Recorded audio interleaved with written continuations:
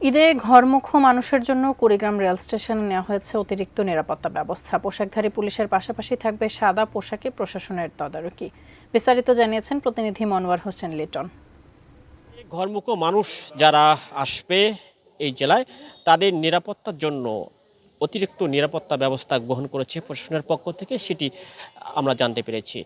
তারা যেটি বলছে সেটি হচ্ছে এই ঈদে যারা ঢাকা থেকে বা অন্য অন্য জেলা থেকে এই স্টেশনে আসবেন তাদের জন্য সাদা পোশাকে থাকবে নিরাপত্তা কর্মী, সেই সঙ্গে পোশাকধারী যে পুলিশ তারাও এখানে নিরাপত্তার ব্যবস্থায় থাকবে।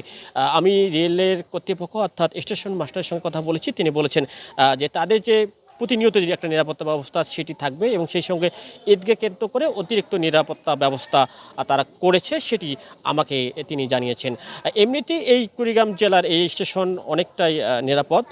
তারপরও এই রেলের কর্তৃপক্ষ এবং প্রশাসন অতিরিক্ত যে নিরাপত্তা ব্যবস্থা গ্রহণ করেছে সেটি আশ্বাস পেতে পারে যাত্রী সাধারণ এখানে নিরাপদে যারা আসতে পারবে। তবে যাত্রী সাধারণ তারা বলছে যে এবার তারা কিছুটা নিরাপত্তার সংখ্যা মনে করছে, বিশেষ করে বর্তমান চলমান রাজনীতি, চলমান যে পরিস্থিতি এটি কেন্দ্র করে তারা মনে করছে এবার ঈদে কিছু ঘটনা ঘটতে পারে, সেজন্য তারা রেল কর্তৃপক্ষকে বাড়তি সজাগের ব্যবস্থা করার জন্য বারবার বলছে।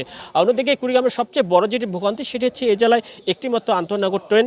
তারা দাবি করছে যে কুড়িগ্রামের জন্য আরও আন্তঃনগর ট্রেনের ব্যবস্থা করা হয়, সেই সঙ্গে একটিমাত্র লোকাল ট্রেন এখানে আছে।